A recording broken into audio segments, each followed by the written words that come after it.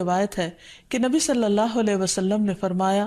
جس بندے کو بھی بیماری سے پچھاڑ دیا گیا ہو تو اللہ تعالیٰ اسے جب بیماری سے اٹھاتا ہے تو وہ پاک ہوتا ہے۔ تو یہ ایک حقیقت ہے کہ انسان کے گناہ اس کے لیے مشکلات کا سبب بنتے ہیں۔ امام ابن القیم الجوزیہ لکھتے ہیں، ان کی ایک مشہور کتاب ہے الداء والدواء، بیماریاں اور علاج، اس میں وہ کہتے ہیں کہ کوئی بھی گناہ ایسا نہیں کہ جس کے اثرات نہ ہوں۔ انسان سے چھوٹی یا بڑی جو بھی کوئی غلطی صادر ہوتی ہے، اس کے نتیجے میں کچھ نہ کچھ اثرات اس کی زندگی پر ضرور پڑتے ہیں۔ ہاں، اگر اللہ تعالیٰ معاف کر دے تو وہ اور بات ہے، ورنہ ہر گناہ کی ایک تاثیر ہوتی ہے، اور ان تاثیرات میں سے ایک چیز یہ ہے کہ انسان مختلف قسم کی بیماریوں میں مبتلا ہو جاتا ہے۔ اسی لیے ہم دیکھتے ہیں کہ جب انسان بیماری میں مبتلا ہوتا ہے تو اللہ تعالیٰ اس بیماری کو اس کے گناہوں کا کفارہ بنا دیتے ہیں۔ جیسے حدیث میں آتا ہے کہ جس مسلمان کو کانٹا چبھے یا اس سے زیادہ کوئی تکلیف پہنچتی ہے تو اللہ تعالیٰ اس کے ذریعے اس کے گناہوں کو اس طرح دور کر دیتا ہے جس طرح درخت سے اس کے پتے جھڑتے ہیں۔ تو اس سے ہمیں یہ پتہ چلتا ہے کہ بیماریوں کے آنے کے مختلف اسباب ہوتے ہیں۔ بیماری بہرحال جس بھی وجہ سے آئے، لیکن اصل چیز دیکھنے کی یہ ہے کہ مومن کا رویہ کیا ہے۔ مومن کو اگر کوئی کانٹا بھی چبھتا ہے تو وہ اس پر صبر کرتا ہے۔ اس لیے بیماری یا تکلیف کے آنے پر انسان کو اللہ سے راضی رہنا چاہیے، شکوہ نہیں کرنا چاہیے،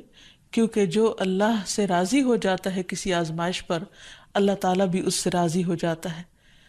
پھر اسی طرح اللہ تعالیٰ کا شکر ادا کرنا چاہیے، کیونکہ بیماری اس سے زیادہ شدید بھی ہو سکتی تھی۔ لہٰذا انسان کو اللہ تعالیٰ جس حال میں رکھے، انسان اس پر شکر گزار رہے۔ پھر یہ کہ انسان کسی بھی بیماری میں کسی بھی قسم کی ہو اور زندگی کے کسی بھی حصے میں ہو، اس میں مایوس نہ ہو، پر امید رہے کہ بیماری دور ہو جائے گی۔ پھر اسی طرح اگر بیماری طول پکڑ جائے تو انسان کو گھبرانا نہیں چاہیے، کیونکہ ہر گزرنے والا لمحہ انسان کے درجات میں اضافے کا سبب بنتا ہے اور اس کے گناہ مسلسل جھڑتے چلے جاتے ہیں، حتیٰ کہ انسان بالکل پاک صاف ہو جاتا ہے۔ پھر اسی طرح انسان کو بیماری کی حالت میں دوسروں سے شکوے شکایات نہیں کرنی چاہیے،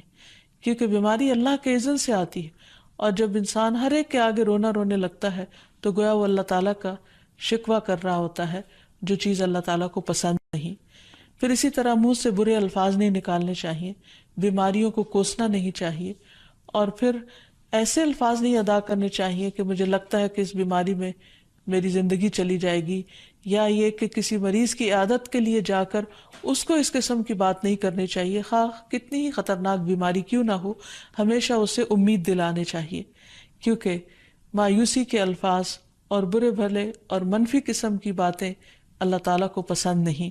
اور انسان ویسے بھی جیسے سوچتا ہے پھر اس کے ایکشن اس کے مطابق ہونے لگتے ہیں۔ اب یہ ہے کہ انسان بیماری میں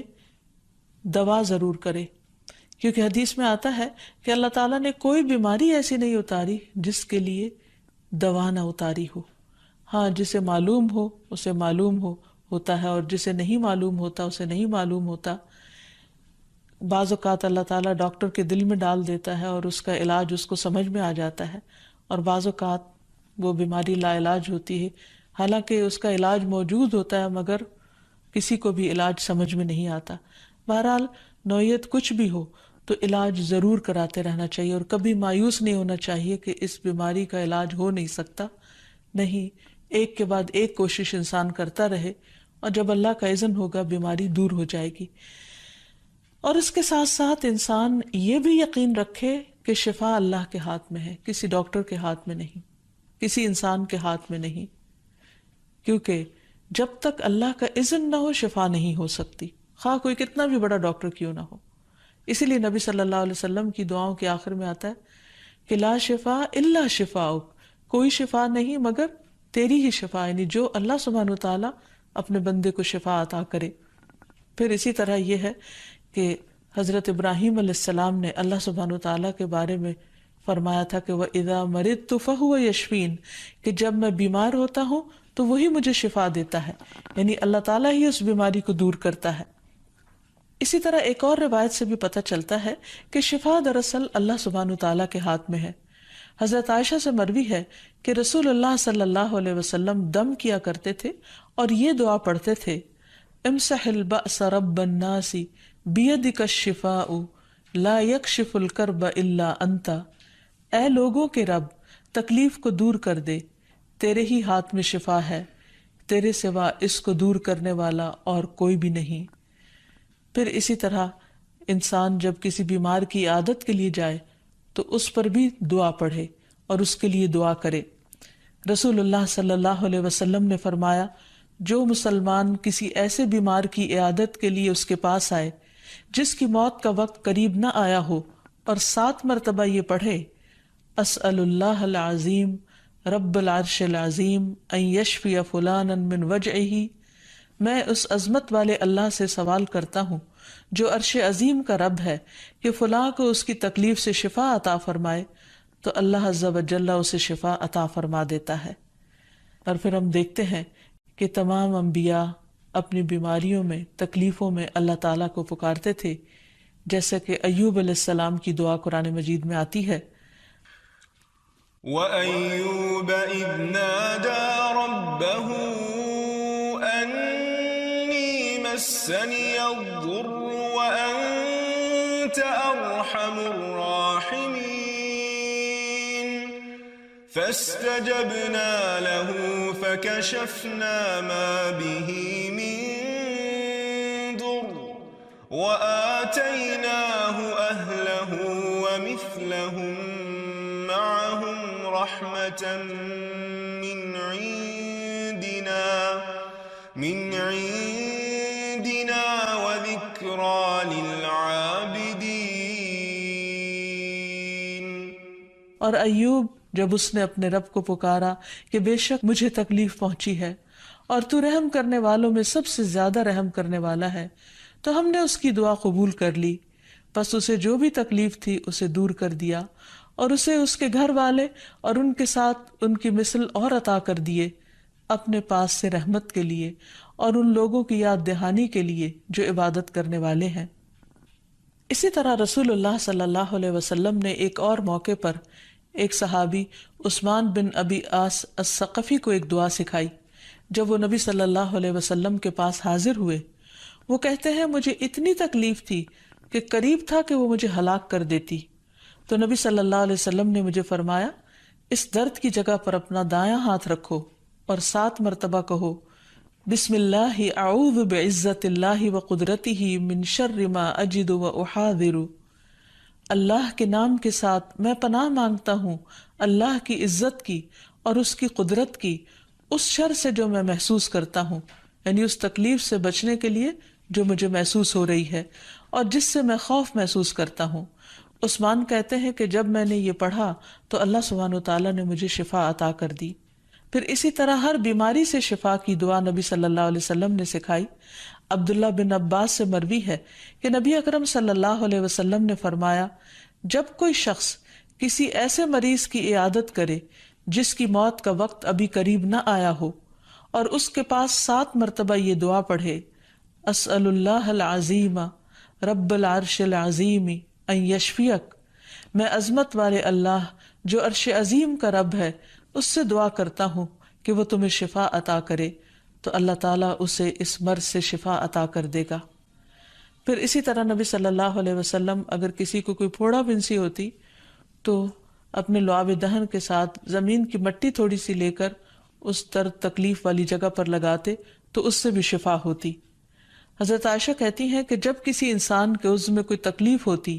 پھوڑا یا زخم ہوتا، تو نبی صلی اللہ علیہ وسلم اپنی انگلی اس طرح رکھتے،